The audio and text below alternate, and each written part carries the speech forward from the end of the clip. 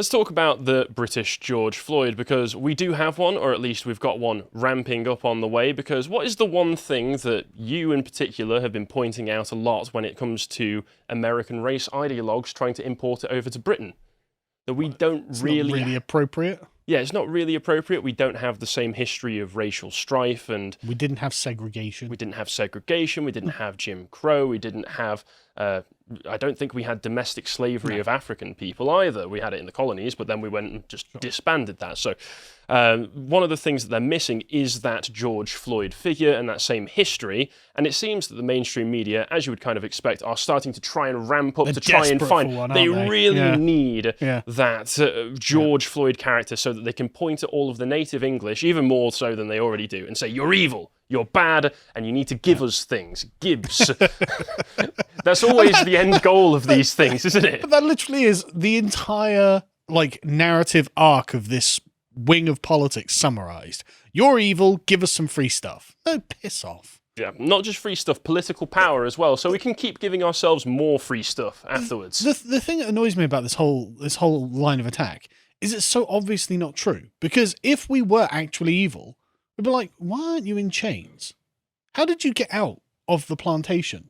Like, if we were actually evil, you wouldn't come to us and say, could we have some free stuff, please? You'd be like, oh, God, no, they'll kill me.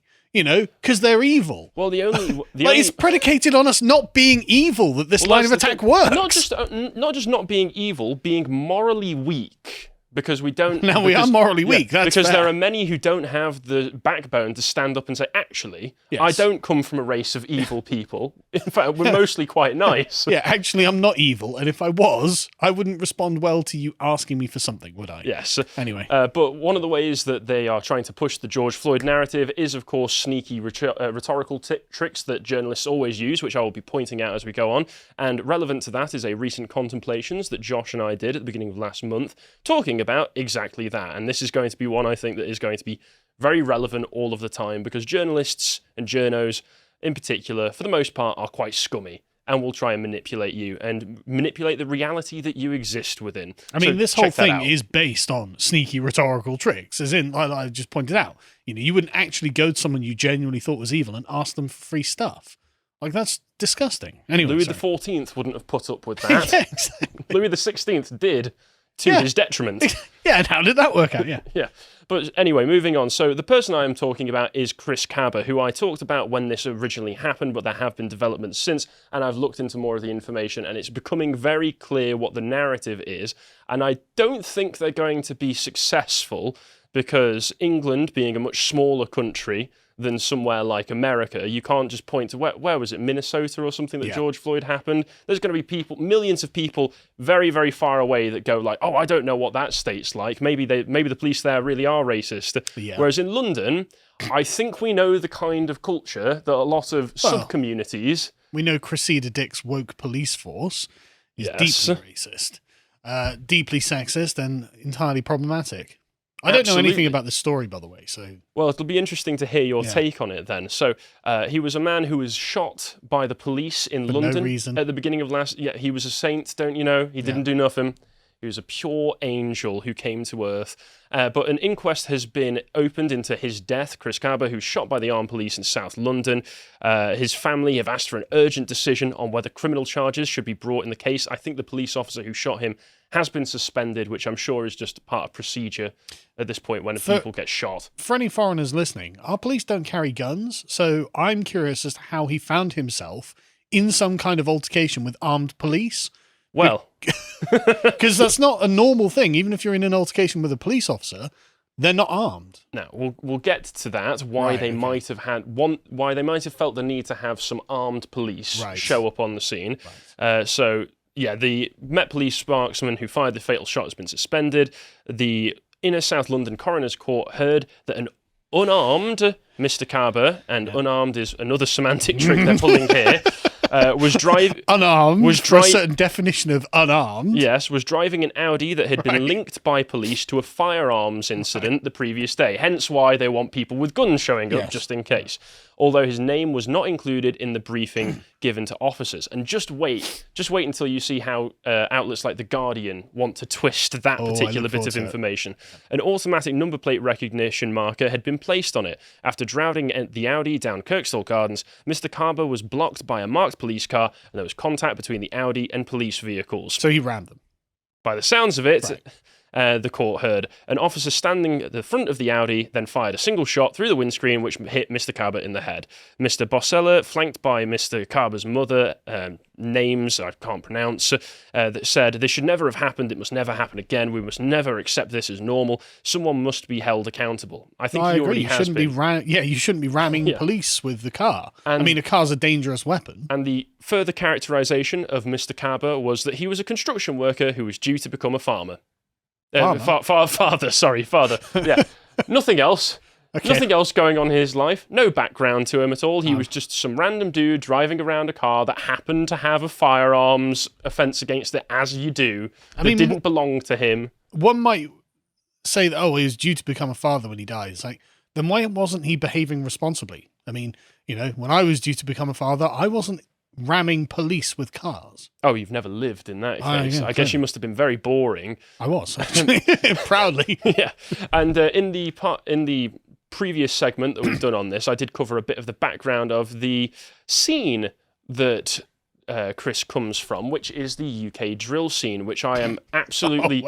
I can absolutely guarantee that you know nothing about this. I know something about drill. Oh, fair because play. I've had to experience... the life expectancy of a drill rapper, I understand, is very short.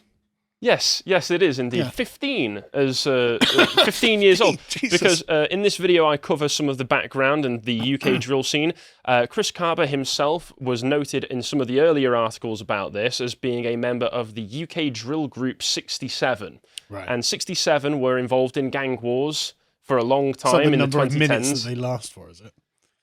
Maybe. Life expectancy when you join.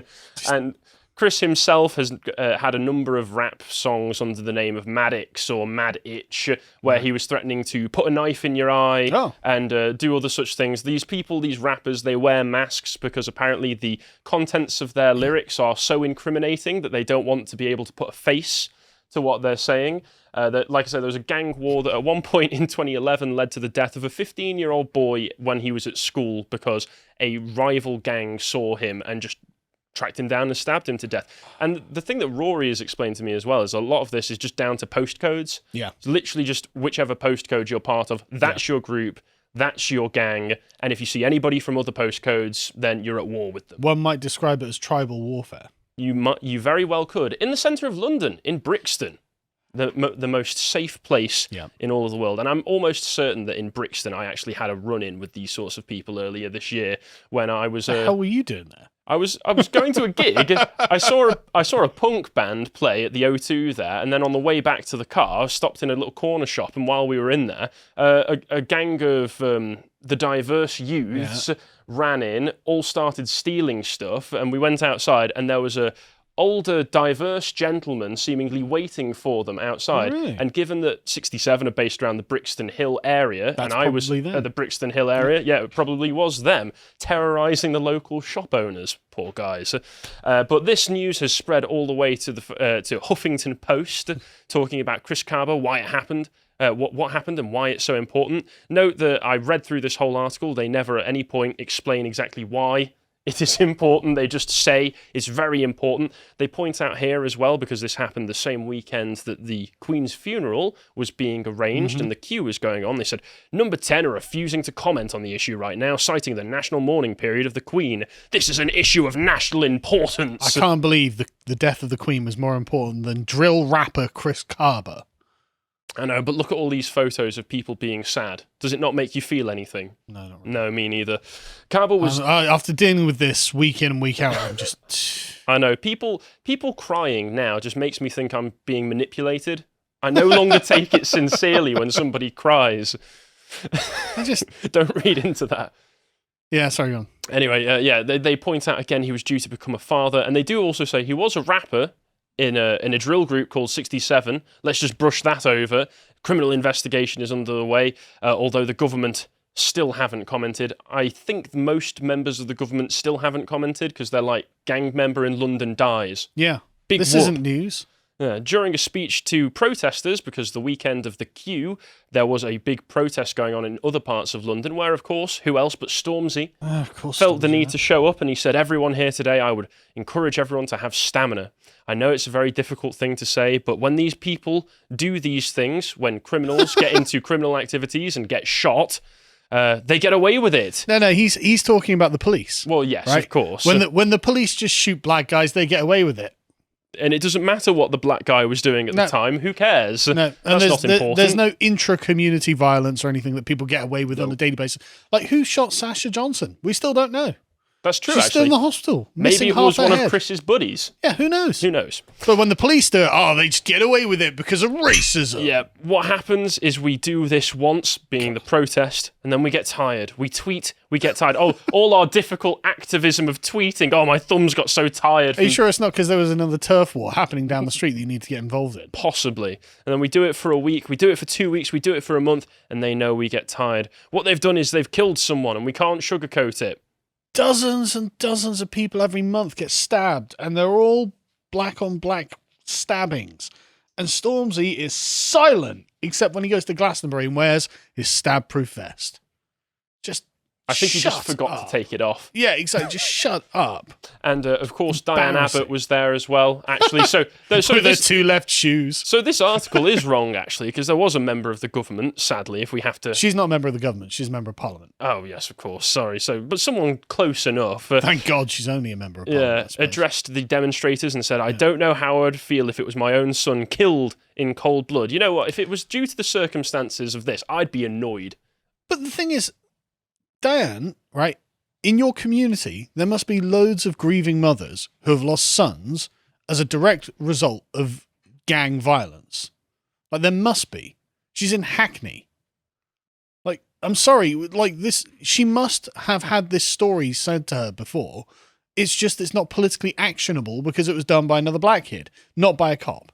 Well, I can only assume that when Abbott gets those sorts of stories, she scratches her chin, ruffles her beard, and thinks to herself... white supremacy. Yeah, thinks to herself, how can the police be punished for this?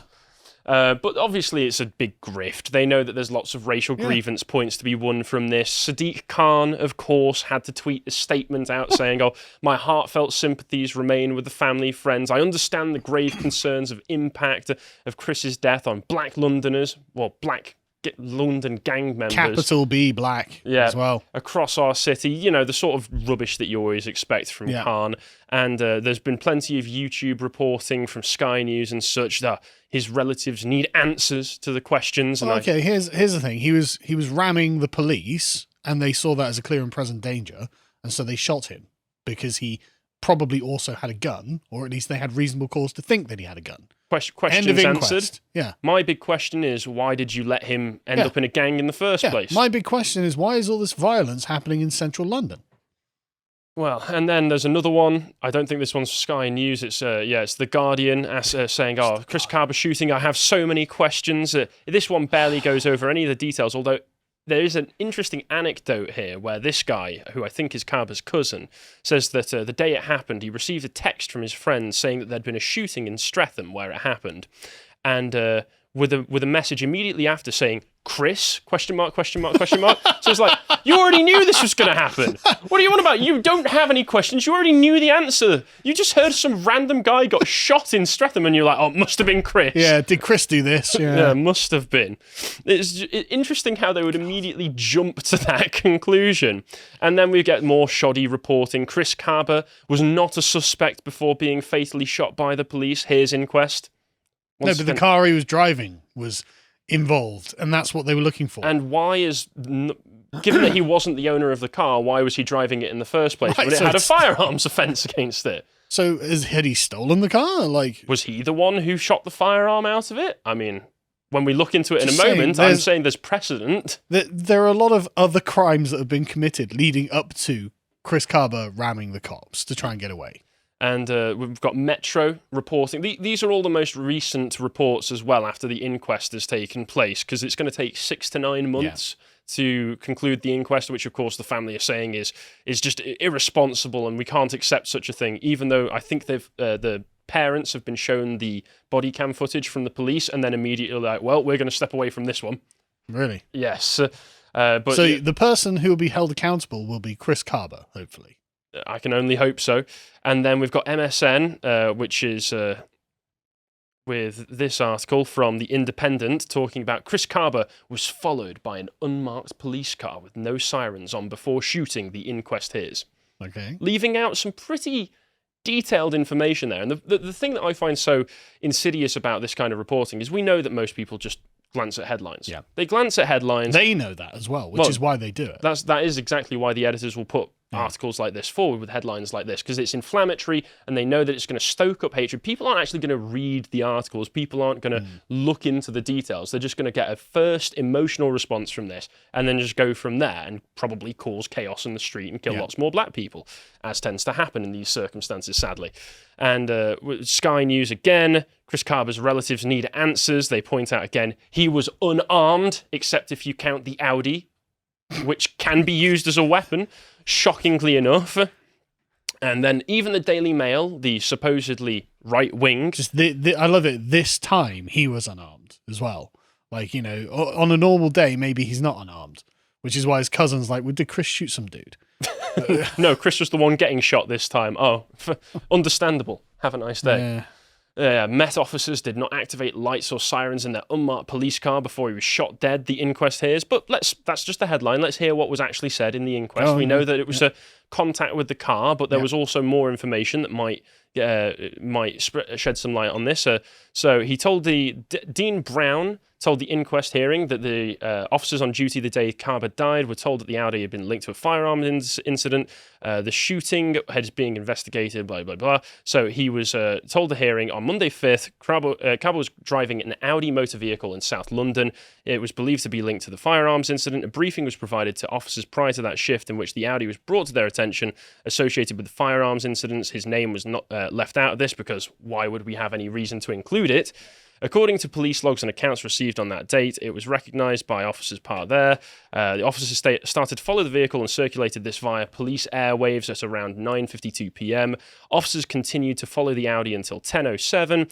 Officers did not activate their lights or siren. The intention was to use an enforced stop extraction on the Audi. At around 10:07, he made a left turn from New Park Road into Kirkstall Gardens. Already present on that road was a marked police armed response vehicle. So it wasn't just being followed around by an unmarked car. He turned on. They had the sirens on. It was a marked car. And the car is marked as an armed response vehicle. Yes, it was. Don't ram it because we've got guns, lads. Shame I can't read. I was literally thinking, we are presuming he can read, actually. So. Well, maybe. So they'd part with the intention of joining the other police vehicles behind the Audi once it had passed the junction. One of the police officers inside the marked ARV was NX121, which is the code name they're giving the guy who shot him. Once he made the left turn, the decision was taken to perform an inline extraction.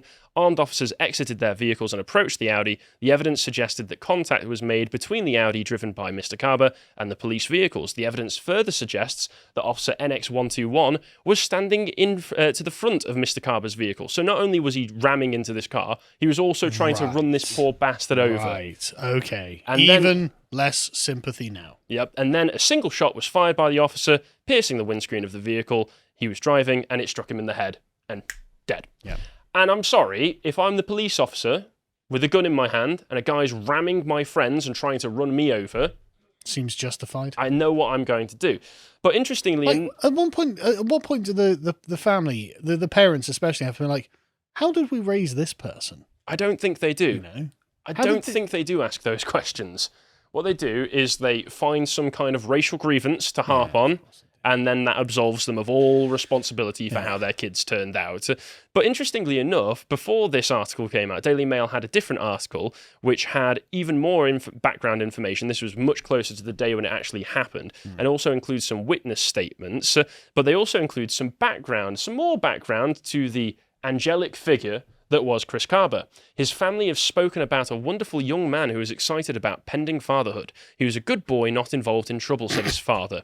His son, though, had been released from custody for more than a year ago after being sentenced to 4 years in a young offenders institution for possession of a firearm with intent to cause fear of violence since January 2019.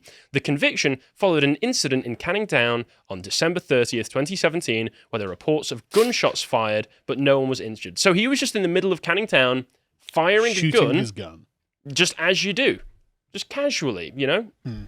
And back in Kirkstall Gardens, where he died, there was sympathy for the police. In my opinion, said one woman, you have to obey the police when they give you an order to stop. Yes. Why did he not stop? Great question. Excellent question. And we can get some more witness statements from the next article from the Evening Standard, once again, right as it happened. I don't think this one even names him. A witness said that they had seen the man trying to drive his Audi at police after his vehicle was boxed in by 3 police cars in an attempt to stop and arrest him. A car was chased into our road and there was a police helicopter overhead. There was a clang when 2 of the vehicles smashed into each other. One was a police car and the other of the guy being chased. Armed police jumped out and were shouting at the man, get out of the car. It was at least a dozen times. The guy in the car had a lot of opportunities to stop, but he refused. He then started driving forwards towards a police car and smashed into it, then reversed. Just wouldn't stop the vehicle. I heard 1 shot. From what I could see, he could have killed one of the officers with his car. I don't understand why he didn't stop. I just want to, sorry to interrupt. I just want to say, this guy is making George Floyd look like a much more sympathetic figure, right? In the circumstances, Well, no. yeah. I mean, he was just overdosing. Exactly. George Floyd wasn't trying to hurt people. He wasn't even trying to hurt himself. He was just trying to get high. Yeah, exactly. George Floyd, I can see, like, now, in retrospect, that George Floyd looks like... Perhaps he was a saintly figure. Not after necessarily all. saintly, but, like, he wasn't trying to hurt anyone, man. He was a benign figure. Yeah, and you could say. I'm not saying that I think that, George Floyd is murdered either, but I can see why people think that it looks that way, and... Like, he wasn't doing anything. This guy, Jesus. This guy was an actual gangster psychopath. It doesn't matter. Yeah. It doesn't matter if he was George about Floyd to have was a just kid. a druggie. Yeah, it couldn't matter. It doesn't matter if he was about to have a kid. Well, yeah, John is also pointing Yes, out I that know, George I know, Floyd had previously held a pregnant woman at gunpoint. Sure. But like, that happened previously in his life. In the moment where everything happened with George Floyd, he wasn't actually threatening anyone.